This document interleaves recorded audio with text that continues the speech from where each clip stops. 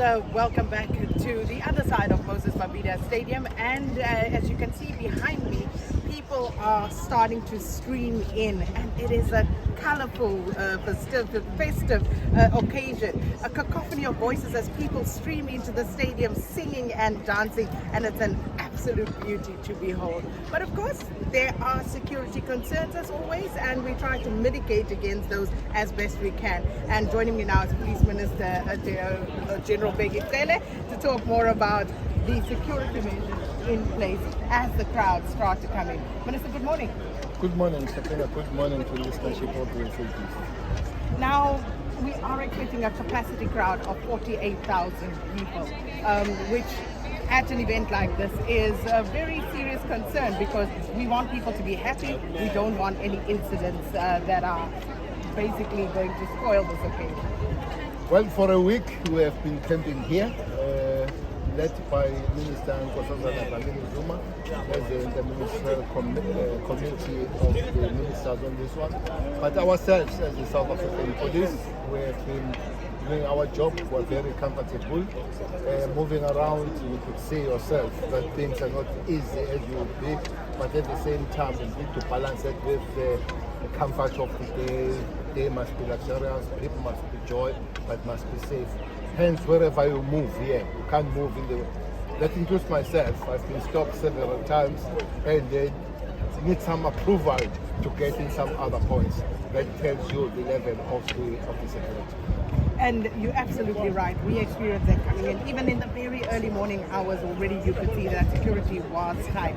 Now, Minister, you speak about enjoying the festivities, but of course also there are some concerns, and you put measures in place because if we look behind us, for example, and these are not necessarily the sort of spears that we talk about, but there are objects that people would traditionally have as part of their gear and ensemble.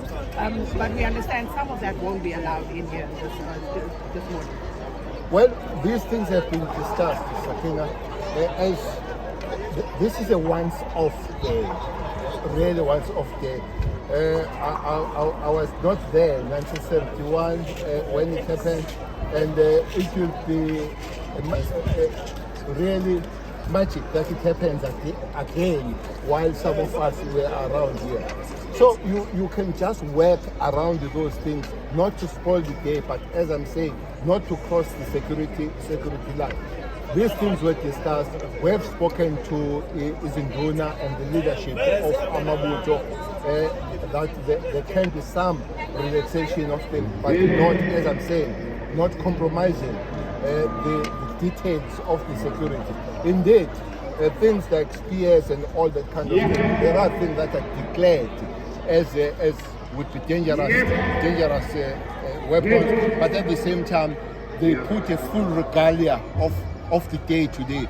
So we have tried to work on that and balance those things. We believe that every precaution has been taken. And then we of course have several dignitaries locally and from other countries neighboring and further afield. The sort of security measures in place around them, and is it likely to have any sort of impact on what is going on here? Well, we have the King Mswati Westatu. We have some former presidents of I think it's Botswana. We've got our former president, three of them. We've got kings from other places. All those have been taken care of. We are saying to people, enjoy festivities and be safe and be jolly. As I've said to you, that we'll spend a week here. We are really convinced that we are fine here, not just here. You know that there are other places, there are other things that have been said. I've been checking with Sentin this morning. People are fine, they're moving around in Sentin. The Deputy Minister of State Security is walking around there. We're fine. I've checked with Cape Town. I've checked with people that will be running the derby this afternoon. We're all fine. Things are set. Let's just go, let's walk. And of course, as people start to stream in it's first come, first serve. So I understand there is also a measure around counting the 48,000 people who will be allowed in, and thereafter the turnstiles, as I understand, will stop turning. Just walk us through that, please. Well, I started at the VOC. VOC is a venue operating center, which is up there. That time I watched the turnstiles turning. It was only 20 when I was there, and 10 to 23 when I was there. And this stadium, Sakina, we are not very lucky like me. We are not just looking around the stadium, we are looking at the streets of the city. We saw everybody walking. As I came in the walk, they told me that they've been following me. So everything. When the time comes, those things will, it's not just estimated figures. We deal with exact figures that will stop and will begin to ask people to push them to the overflow, which is both parks, the nearest parks and the other parks where the most police are. So all those things are in place, all those things are exact, and all those things are precise. And just usually with huge events, there's always a lot of protocol observed and a strict observance when we are coming in. But when we leave, things seem to just be left to unravel.